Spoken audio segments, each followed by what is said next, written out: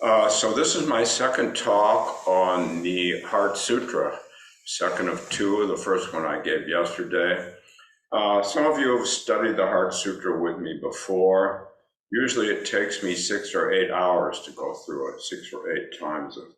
But I got 3/4 of the way through it yesterday, and I'm going to do the final quarter today.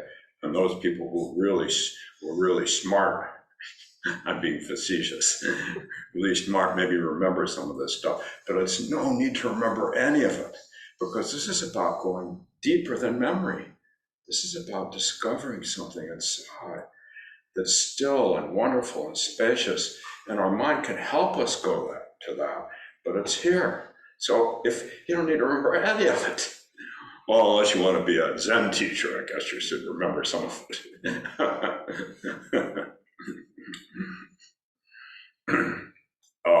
So anyway, I'm going to start with by reviewing what I did yesterday, what I talked about yesterday. And the sutra is, I thought the sutra would be around for people to look at. It is, I think, for people who want to look at it. I think it's in your program. Yeah, it's in your program if you want to look at it, if you want to get some out on the porch. But maybe you'd rather just listen. It's up to you.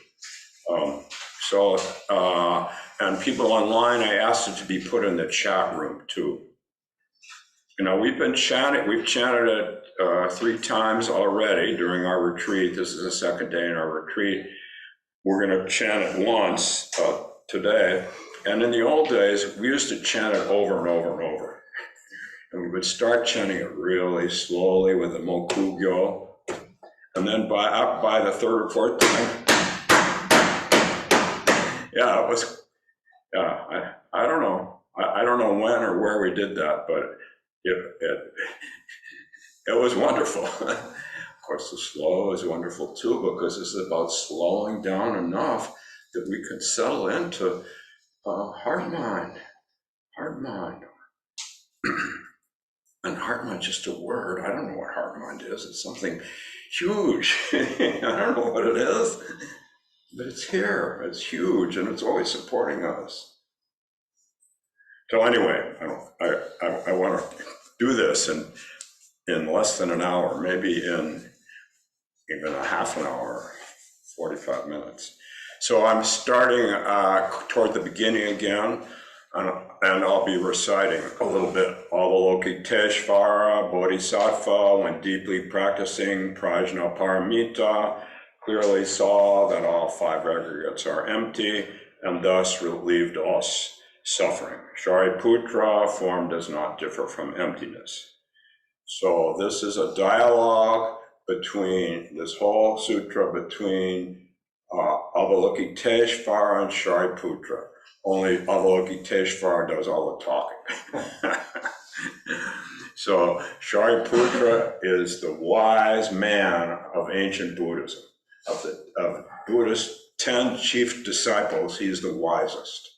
And here he's been being taught by Avalokiteshvara, who is the new kid on the block, so to speak, Buddha's new favorite, so to speak. And he's teaching Shariputra about a wisdom that's not based on thinking, that's not based on either or. We get so caught by either or. We should be like this, he shouldn't have been like this, the sky should be like this, the sky's the sky, the earth's the earth. Can't we just be more like them, just be who we are? It's possible. So this is Avalokiteshvara telling Shariputra, all this stuff you've learned and you teach about Buddhism for 400 years, because Shariputra has been alive for 400 years. Well, actually the myth, I won't go into the whole myth, because that would take too long. That's not exactly the myth. But anyway, for 400 years, Shariputra has been this major figure in Buddhism, and now there's this new, quiet, still revolution within Buddhism to point out the non-separation of everything and everyone, the non-duality of everything and everyone, even those people we don't like. They're part of us. They're part of us. Even those parts of us we don't like, they're parts of us. They're parts of us. And the more we don't like other people, the more we don't like parts of us. And the more we don't like parts of us, the more we don't like other people. Oh, all Buddhas, 10 directions, 3 times. They're here. They're here. They're all Buddhas. So anyway, Avalokiteshvara, the Bodhisattva of compassion, is teaching Shariputra about prajna. And as you guys know, those of you who've been with me, pra means before, jna means before the knowledge of prior to Shariputra's knowledge. Before we divide things up into knowing and not knowing. The Shariputra knows so much that everybody thinks he's the man. Well, we're all the man. We're all the women. We're all the children. We're all the rocks. We're infused in them. They're infused in us. So that's what Avalokiteshvara's compassion is about.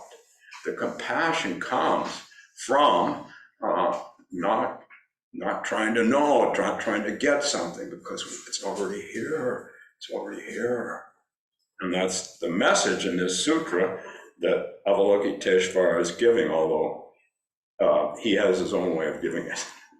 Now I say he, but you know, Avalokiteshvara changes gender a lot. And in China, primarily, Avalokiteshvara is a she, and in Japan, a she, although in India, they were primarily a he.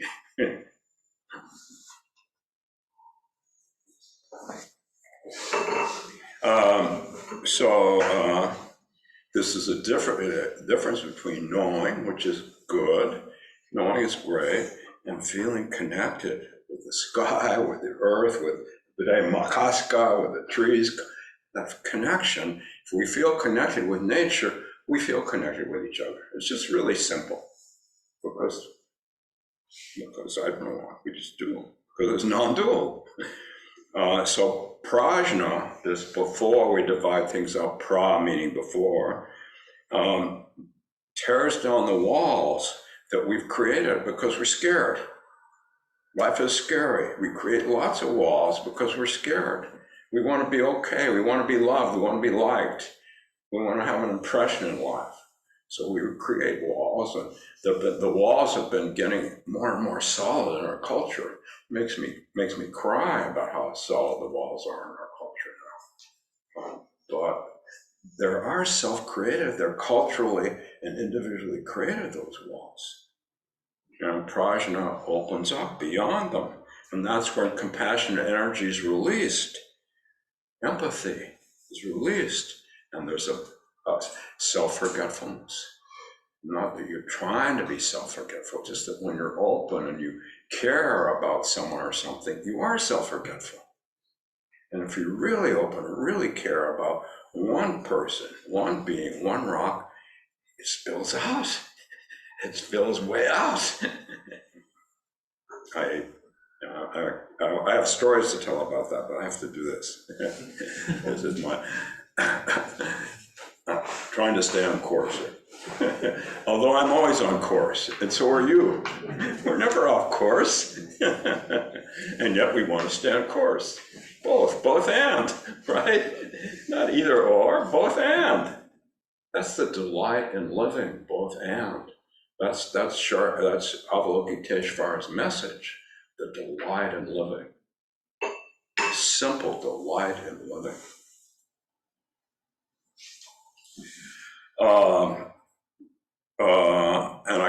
Yesterday I quoted Thoreau, who really tried to do a spiritual practice. I won't talk much about Thoreau. I shouldn't spend time on him either. But he says, I begin to see an object when I cease to understand it. Interesting. Prajna. I begin to see an object when I cease to understand it. Yesterday I talked about my grandson in the Parisian schools, my younger grandson, and in the Parisian schools, only one way to learn things, and was not doing good, so they labeled him as just having dysgraphia. They labeled him as having ADHD. The teachers would whisper, and I asked Aaron what they were saying, and they whispered that he was retarded. That's what they whispered, but they used the labels ADHD and dysgraphia, dyslexia, dysgraphia, right? Don't have time to talk about that. So they labeled him that, and he was, really, really unhappy. So my daughter found a different school for him that wasn't just based on the one true way, that was really open. And he learned that those labels are just labels. He learned that he was really good at games. Whenever he comes, he wants to play board games with Grandpa. Grandpa's not too good at board games. It doesn't like them too well.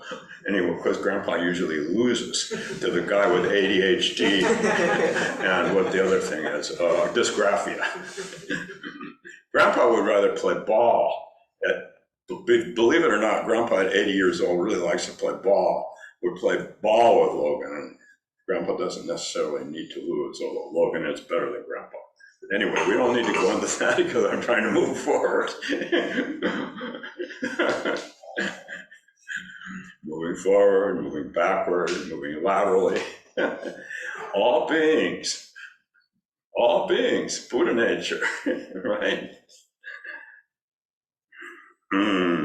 So, back to the text. Shariputra, form does not differ from emptiness. Emptiness does not differ from form. Form itself is emptiness. Emptiness itself form. So this emptiness in Buddhism is because everything is empty, everything really matters. It's a different idea about Buddhism. Everything is empty of its own being because everyone is connected with everyone else. So the best synonym is interbeing. That's Thich Nhat Hanh. I like that synonym, interbeing. Every time you see emptiness, use emptiness, but also / interbeing. That's what we are. We're not inner being. That includes inner, but inter. All life is interbeing.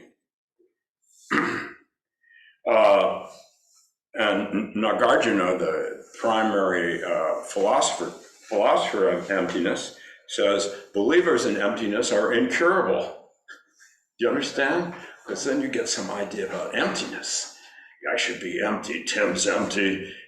My zazen was pretty good today, but awful yesterday. I get more empty. Maybe if I do more retreats, I'll be even more empty for a little while. But Nagarjuna, who is the foremost philosopher, in regard to the Prajnaparamita Sutras, the Heart Sutra being the most condensed version, says believers in emptiness are incurable. You get it? You get it? And then he says simply, emptiness means relinquishing opinions. He doesn't say it means not having opinions, just relinquishing, like the third ancestor says, relinquishing opinions. Well, beliefs we need. They offer consolation in difficult times. We need some beliefs, but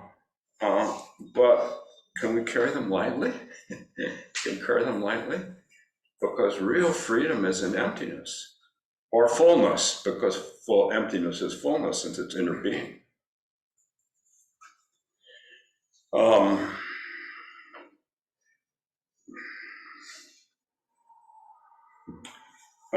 I'll keep going. Shariputra, all dharmas are marked by emptiness.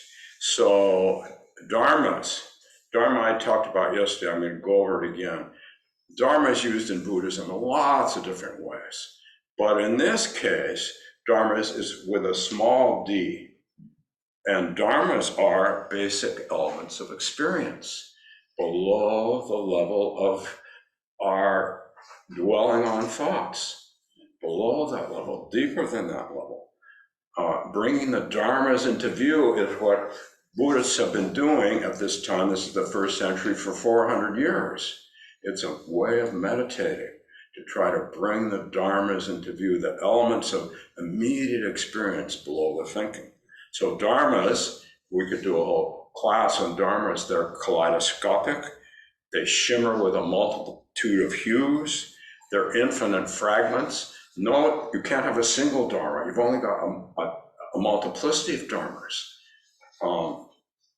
They sparkle, they swirl, they interweave to create fabrics of experience. There are a bunch of brushstrokes that come together to create a world. Sights, sounds, tastes, smells. So dharmas last this long. Katagiri used to snap his finger when he was teaching us about dharmas. They last this long, and the whole bunch of them are always coming up and going, coming up and going, coming up and going. And if your meditation is, your mind is a little bit still, you can actually have this feeling of immediacy, a moment of color, a moment of just hearing the bird, and the bird just passes right through you, and you don't think about it. It just makes you cry. So it's wonderful. You know what I mean? These are dharmas that are being dissed here, by the way. But we're not to that, right? We're not to that. They're dissed. And we don't notice them with our incessant chatter. So we have to, for the first 400 years of Buddhism, the Arhats did a lot more meditation than we do. They just did. I mean, they didn't have families, they didn't have kids, they didn't have to make a living. You know, everybody, they just begged. So they meditated all the time. So bringing the dharmas into view was one of their things, bringing these atoms of experience into view and watching the cosmic dance that they're doing. Only to dissolve and expand and dissolve and expand, you understand? You can experience this. Now, you could experience this with psychedelics, but you can also experience it with meditation. Yeah, you can. You can experience it with psychedelics. You may not, though. I'm not talking about psych. Well, I am going to say something more about psychedelics.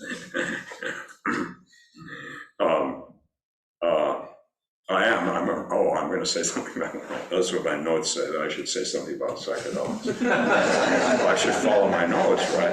I should make progress in this talk so you can go out and do something fun, right? They say, talk about psychedelics. Actually, it says, all it says here in my notes, you know, I only do notes, is my second acid trip. Whoa. Anyway, I'm just being facetious here. So years ago, after I've been meditating for years, for a few years, I did take psychedelics, and I took major psychedelics, but I did them very carefully in a spiritual atmosphere with guides present. I was just really took care of myself, because that's the way they're meant to be used. They're sacred, by the way, they're sacred. And I had this kind of experience, which I read about much later, of bringing the dharmas into view. I don't know anything about dharmas, but I had closer to this experience than I did in retreats for many years, through taking a mega dose of lysergic acid years ago.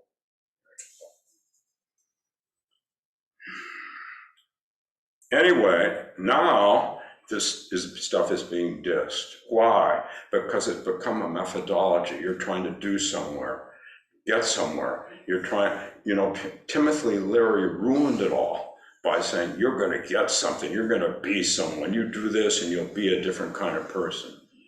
But then we get caught by, this is the one true way. This is the trying to be a certain kind of person.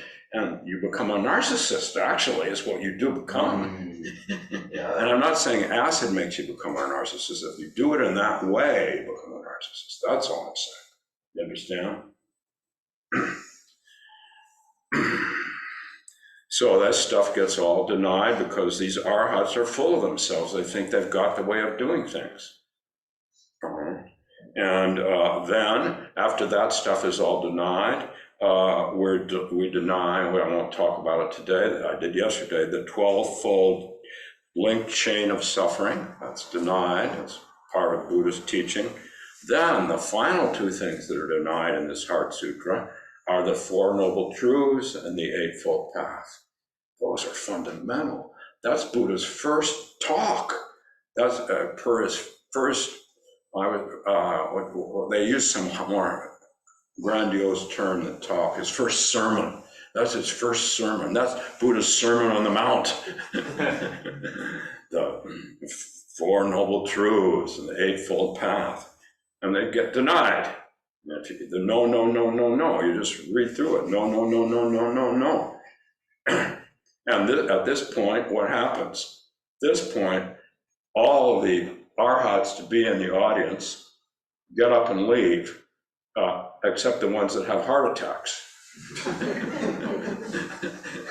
And some people call, and one author calls this the Heart Attack Sutra. I don't know if you've ever read that author. For that reason. Because everything they know, everything they've been practicing for all these years is whooshed.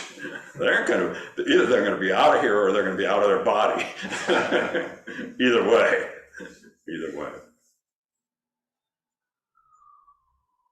Okay, oops, 10:24. Well, now I'm going to do the new stuff. The new stuff. We're 3/4 of the way through. The new stuff. With nothing to attain. Oh, finally, there's nothing to attain. We've spent 3/4 just denying everything we knew for the first 400 years of Buddhism. Now we're on the way with nothing to attain. A bodhisattva and prajna and Avalokiteshvara is a primal bodhisattva. A bodhisattva relies on prajna paramita, relies on prajna, the wisdom that's gone beyond dividing things up into today and yesterday, depressed and enlightened. That deep wisdom, a deep sense of caring. What it is a deep sense of caring. Not fabricated caring, but the natural caring that we as humans have when we just let go of all of this stuff in our head. We care for each other. We care for the planet. We care even for those people who've been mean to us. They've been mean to us because they're struggling. They're struggling.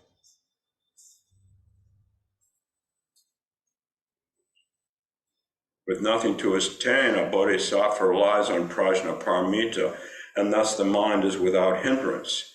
Without hindrance, there is no fear. So Winston Churchill said, I just thought about this morning, wrote it in my notes. Well, what is there to fear but fear itself? Of course, he was probably drinking at the time. But nevertheless, he's responsible for the United Kingdom not giving up. That's a whole other story during World War II. That's a whole other story.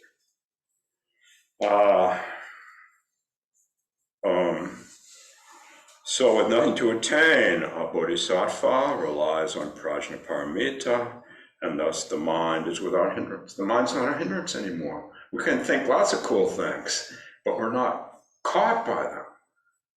The mind is a wonderful palette where we can paint and create and think, but we're not just caught. Thus the mind is without hindrance. Without hindrance, there's no fear. There's no fear. Far beyond all inverted views, one realizes nirvana. We realize nirvana? Well, I thought we were getting rid of everything here. No enlightenment, right? But we get nirvana? Well, etymologically, nirvana has two meanings before it got sort of blown up into this huge deal. It means to cool by blowing. We've been blowing for a day and a half and cooling. And some of us have gotten more cool than others. It takes a while to get cool. We've been cooling by blowing. And if we cool by blowing, the second meaning of nibbana is we blow out. We blow out this sense of division. We only feel joy, joy. Oh, some sadness comes in too. Then we only feel sadness. And then some other emotion comes in. We only feel it, but we are able to just not be caught by it. Usually we ruminate. We think about our emotion instead of just letting it pass through. It's showing us something, important, and we can let it pass through, can't we?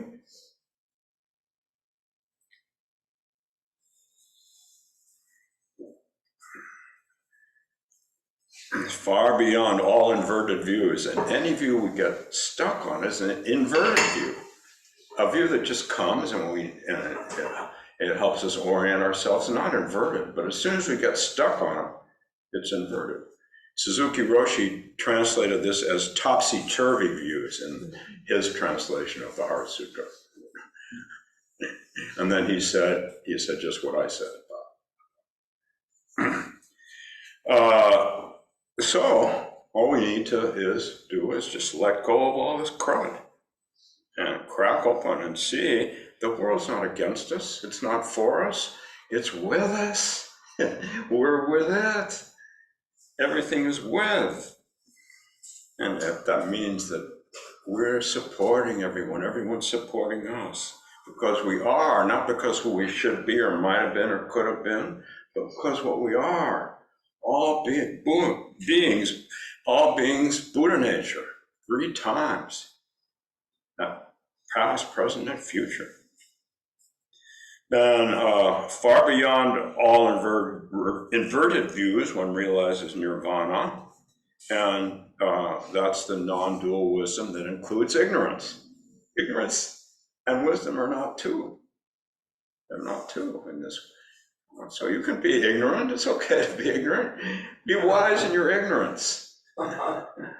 My grandson at 13 has learned to be wise in other ways than he still doesn't write well. He still doesn't read well. But he's found some wisdom inside, some joy inside from playing ball, from doing games, all kinds of board games, and from being the techie in our family. He's 13, and I call him up in Paris, because those of you who worked with me, you know, I ain't a techie, am I? Ignorance. Some things that we're just not good at. No big deal. There's something we love to do inside. Something we love to do, and those are the things we should do. Those are the things that open us up to non-dual living, non-separate living. Because if we feel good about what we're doing, as long as it's not hurting anybody, others will feel good. Contact high, we call it in the psychedelic era. Contact high. Most of you weren't even born then, but you're born now. Now is then. And then is now at the same time. Not then is, both and, neither nor.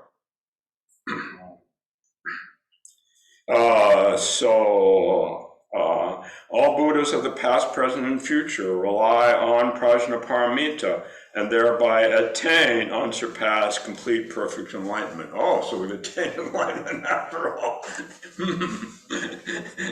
Therefore, know the prajnaparamita as the great miraculous mantra, the great bite mantra, the supreme mantra, the incomparable mantra, which removes all suffering and is true, not false.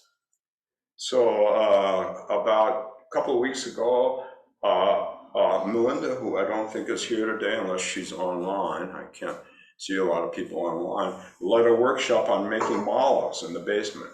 I don't know if raise your hand if you were there, either online. Oh, yeah, Margaret was there. Oh, yeah, you guys were there. Yeah, malas. So malas are Buddhist rosary beads. Buddhist rosary beads, 108 Buddhist rosary beads. So I gave a talk about malas, gathas, and mantras, because malas are meant to be used with gathas and mantras, which I will not say a word about gathas today, because It's already 10:32. Time is passing. Although it is multi-directional, so it's okay that it's passing, don't worry. Anyway, I gave a talk about mantras. And I have a chapter in my book that's coming out next week on mantras. Man, mind, big mind, open mind, non-dual mind. Tra, to protect big mind, to protect. And another definition of tra is tool, a tool to protect big mind. When we get caught in small mind, always, as we do often, even me, you know, lots of mantras I use to help me just return to enjoying your company. Anyway, I give a talk on them. They're charged syllables. The earliest one that we know of is Om, from pre-Hinduism, actually, way back, I think 1400 years before the contemporary, or something like that. Om, and it's considered to be syllabically evokes non-dual reality with its resonance. And there are mantras for health, finding love. In India, they're called vidyas, V-I-D-Y-A, which is the opposite of avidya, ignorance, in Buddhism. Portals, windows into something deeper. And this one, though, is a unique mantra. This is a mantra not only about health or romance, or I was in India and no, I won't talk about that. I gotta go. I did hear this Indian family I was spending time with. They were doing mantras. The girls were doing mantras for love. It was very interesting. Anyway, this is a mantra for opening to still mind, opening to still mind that's not caught by opposites, by dualities. That's why it's called, it has all this superlative language. A little too much for me. Most of these sutras are very self-congratulatory. And it kind of bugged me at first. It really bugged me. I thought this is about giving up ego. They're all focused on themselves. The Lotus Sutras, which some of you just spent a few months on, really focused on itself. Well, we just have to see this as a way in which they did that. They did things then, but also the fact that stubbornness of ego is always around. That it's part of non-dualistic living is that sometimes we're going to get stuck on stuff, and I happen to think the way I teach is better than the way Ted and Ben and all the disciples teach. Oh, well, that's just the way human beings are, right? I mean, they're good, but not as good as me. How could they be? I mean, that's. But yet I can let go of that and love them and listen to them and be enlightened by them. Both. You understand? Both. Don't get rid of ego, you guys. Take care of ego. You always wants to be best. It's always got something to be pissing and moaning about. So you just be nice to the little guy, the little girl, the little they, the little whomever, or the multiplicity of them. Often there's a multiplicity, but I'm not going to get into that.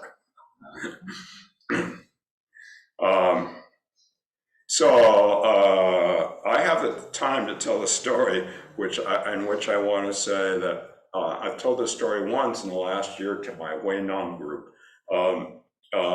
It's a story that sort of demythologizes mantras, because everybody thinks they want the right mantra, they want the right syllables, and in TM there was all this stuff about that, but that's another Dharma talk too. Or maybe Jiru could give that Dharma talk. But this is a demythologizing of mantras. And some of you have heard this story very recently, but others of you haven't, or you won't, maybe you won't remember it. So this takes place in Russia in the 19th century, and there's a Russian Orthodox bishop who lives on the top of a hill in a monastery. And he's a pilgrim, comes to see him, and he's going to go on a pilgrimage. He's going to go on a meditative pilgrimage so that he can open up to the God who is beyond duality. And so he goes to see the bishop, and the bishop gives him something to repeat. And of course, they don't use the word mantra in a high church in Russia, but gives him something, a prayer, I guess you would say, when you say a prayer to repeat. So, and he says, do this incessantly, said the bishop. Do it day and night. Do it. Whenever your mind wanders, do it. And the pilgrim just seems, oh, wow, this is cool. So then the pilgrim is gone for a year. How many of you heard me tell this story before? 1, 2, 3, 4. All 4 of you. Wait, you can tell it. So then, no, I forget the story. Then the guy's gone for a year, and a year later, it's summer, and he returns, and the bishop looks out his window down on the lake from the top of the hill, and the pilgrim is walking on water. And he's very calm and meditative, just taking one step and then another. But it's not ice, it's summertime. It's not Siberia. And the bishop is just watches him and notice the depth of his meditation. And then the pilgrim comes up to the attendant at the bottom of the hill and says he wants to see the bishop again. And the attendant goes up and says, you know, that impoverished guy, a homeless guy who came to see you last year, he's back here again.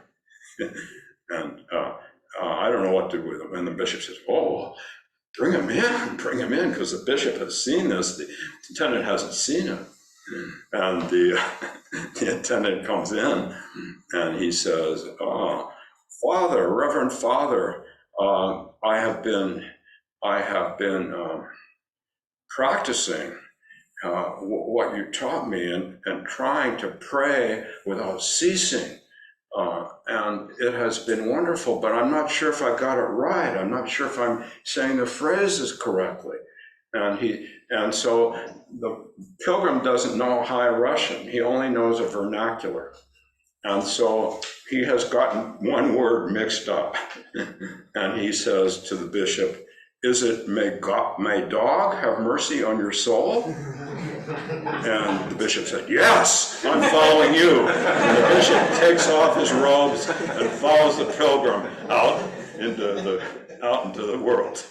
That's the whole story. So it doesn't matter how you do this. Just give your heart to it. Just give your heart to it. You can do it. You can open up to this wonderful stillness. You may not be able to walk across a lake without dying, but that's okay. Maybe a little foolish to try it. I don't think I'm going to do it until I'm ready to die, then I'll do it.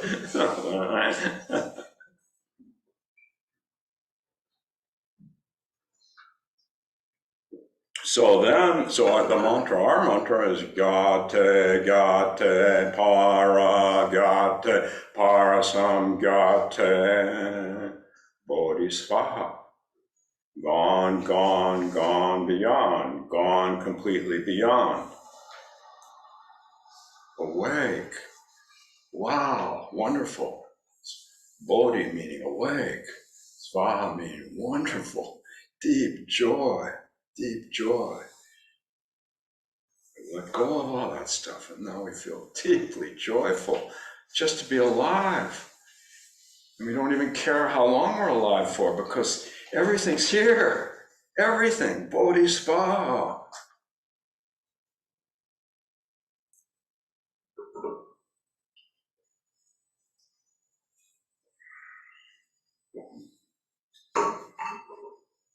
So,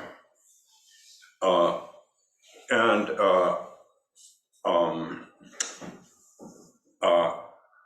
my first introduction to mantras was actually through my grandmother, although she didn't know the word. She was a Roman Catholic, and she used to finger her rosary beads.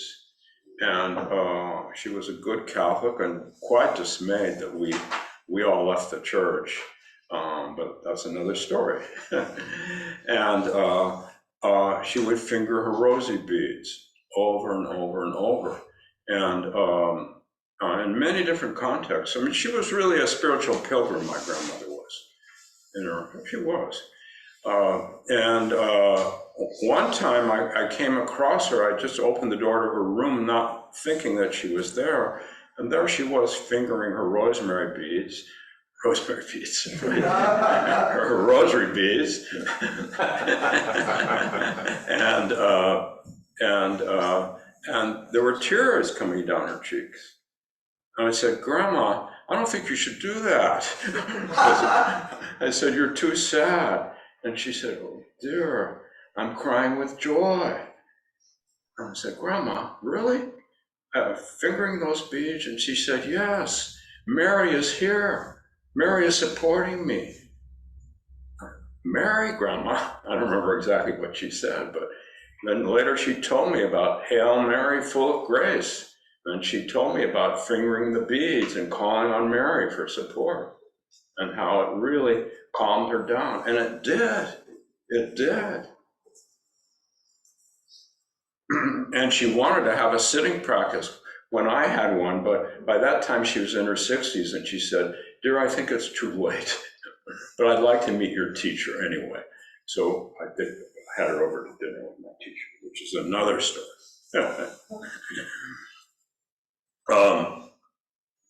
Anyway, Bodhisattva is the entree into, this is the way I'm talking about it in my next book. I'm already working on my first book, you guys. I don't know what is going on, but it's fun. It's fun. In my next book, Bodhisattva is the entry point into Huayan, Chan, and Zen Buddhism.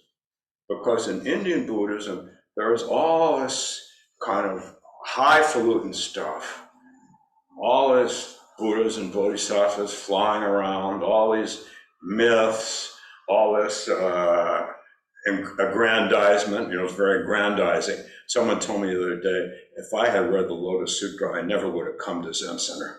If I'd read the Lotus Sutra first, I'd never set my feet in Zen. For those of you who've been studying the Lotus Sutra may know what that person is talking about. But Bodhisattva, simply awake and enjoying being awake, wakefully present with each other, is how Zen develops out of the Huayan tradition in China and then Japan. And the simplicity of Zen and the love of ordinary life in Zen comes from the last two words. We've let go of all this crud and now we're just awake to ordinary living. But it's extraordinary ordinary living. It's extraordinary just to be with you. I'm so lucky. And so are you.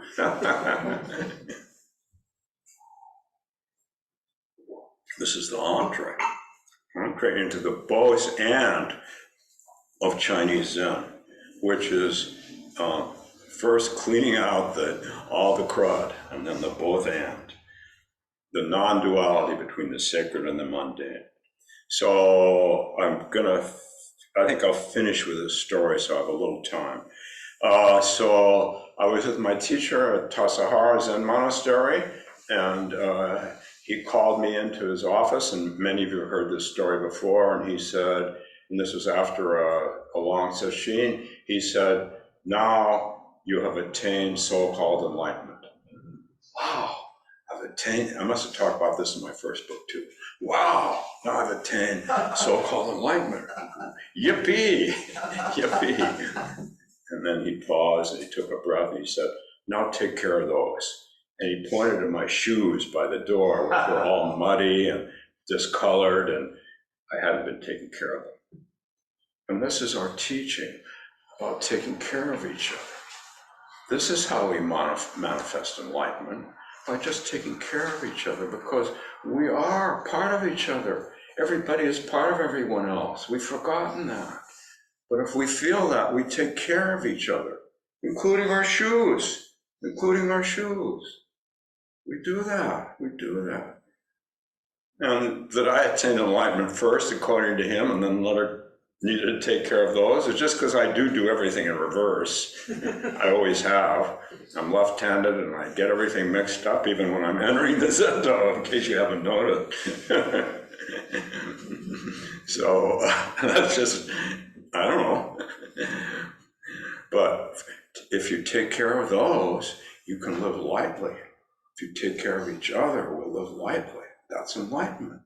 We live lightly. We let go of our burden because we take care of each other. We so deeply love each other. We do.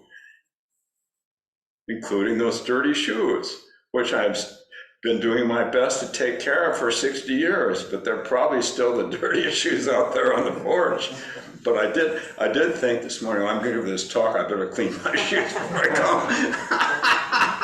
But then I looked at them, I thought, oh, they're pretty clean. Suzuki would be proud of me. He's only been dead for 50 years. Or whatever. So that's what I want to say this morning, and there are 11 minutes in case anybody has any comments or questions.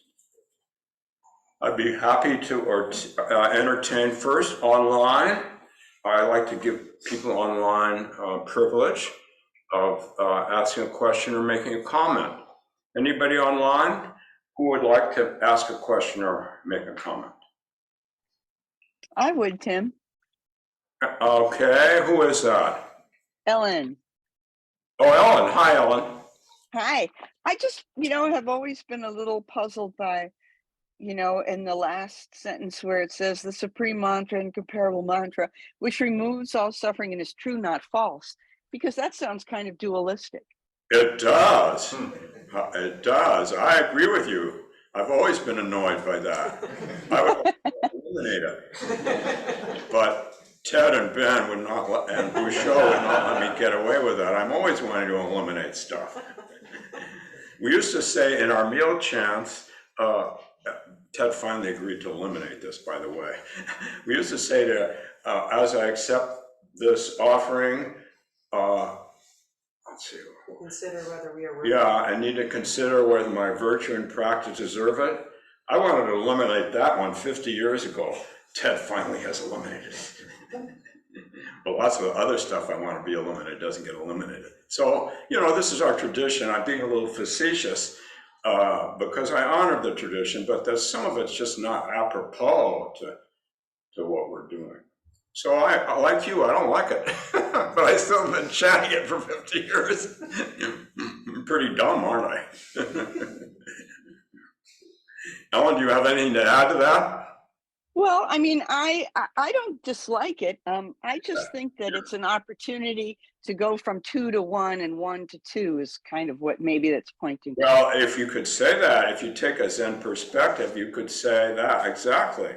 That it's saying that it's the one great mantra, the superior mantra, the bright mantra, the incomparable mantra, and so are all the other mantras, the one great mantra, the incomparable mantra.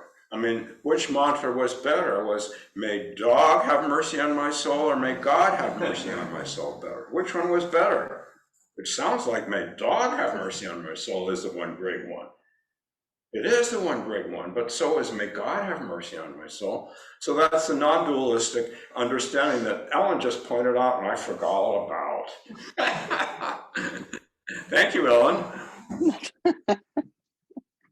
Thank you. Anybody else online?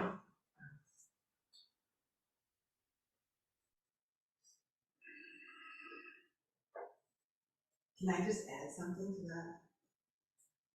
Is that someone online or someone in the room? I'd like to just add something. Oh, sure, hi. I'm sorry, I can't put it in my. Can you speak a little louder? Tip.com. Am I saying that correctly? Yes. Tip.com. Yes. Okay. He actually did make a change to the Heart Sutra. I know he made a change. I haven't been allowed to. In the first place, Suzuki wouldn't want me allowed to. In the second place, Katagiri wouldn't be allowed to. And in the third place, I stepped down from being guiding teacher too early. So here you go. There we go.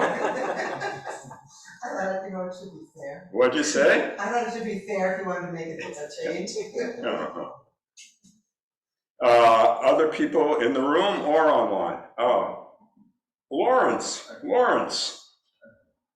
I'm reading here, with nothing to attain, a bodhisattva relies on prajnaparamita. So, if a bodhisattva relies on prajnaparamita, with nothing to attain except unsurpassed, complete, perfect enlightenment. Can you speak a little louder? Yeah, I'm just reading this passage. With nothing to attain, a bodhisattva relies on prajnaparamita. So, if a bodhisattva relies on prajnaparamita, and there's nothing to attain except unsurpassed, complete, perfect enlightenment. Can you say something about that? I want to say that through this practice, you learn to live incredibly lightly. And you don't have any interest in enlightenment. Well, enlightenment's fine, but endarkenment's cool too. Endarkenment is just as cool as enlightenment. That's living lightly, that's non-dual. But sometimes it doesn't mean I don't get upset about things, but that's endarkenment, I just enlighten my endarkenment. I just take care of it, I'm just kind to it. Is this endarkenment the same? Can you speak a little louder, Larry? Is this endarkenment the same as artificial ignorance? Is endarkenment the same as artificial ignorance? Yeah, as opposed to artificial intelligence. Oh, okay. Oh, I see AI, or you're saying EI, okay. Ah, sure. Yeah, so you're using AI? How many of you guys are using AI these days? Oh, not very many, few of you. I thought, well, I don't have to give a Dharma talk this morning. I'm just gonna contact AI and it'll give it a talk, but I changed my mind because I have too much fun being with you guys. It's my deep pleasure. I'm an old man and I get to do this, to hang out with you and help you live lightly, live joyfully in a world that's kind of, I better not use a four-letter word. I promised Ted I wouldn't, so you know what I mean. It's kind of messed up, let's say messed up. Another question, isn't there some kind of a contradiction here though between... There are all kinds of contradictions. Non-dual reality is full of contradictions. Nagarjuna loves contradictions. Right. You've studied Nagarjuna. He loves them. Yeah. Things are and they aren't, and they both are and aren't, right. And they neither are nor not. Big mind, big heart mind. Anybody else? About 5 minutes, huh? Yeah. Are we supposed to be arhats for 400 years before we start working on this? Oh, he's asked, are you supposed to be arhats for 400 years before you start working on this? Well, no, you don't have to be arhats at all, but you can't help getting in an arhat mood sometimes. It's just gonna happen to you because you put all this effort into meditating and often you feel like you're not making any progress. And so you just want to give up. I mean, if you really do this seriously, I sat twice a day for an hour a day for years and did 18, 20 days of retreat every year. I'm not bragging. I mean, I just did that. And that was hard. But I had some goal in mind, like the Arhat does, of living calmly. And then I realized at some point that I was fixated on that goal and comparing how I've been doing with how I should be doing, and I let go of that. But then it came back, and then I let go of that, and then it came back, and then I let go of that, non-dual, and then it comes back. So yeah, we can be arhats and bodhisattvas, and no arhats and no bodhisattvas, and both arhats and bodhisattvas, because we are. We're all life. All life is coursing through us, and we want to compartmentalize everything. And we need to compartmentalize things too. I mean, that's cool. Everything is compartmentalized in this retreat, but it's compartmentalized so we can open up into the great spaciousness within the compartment, within your little needy self. That's where the great spaciousness is.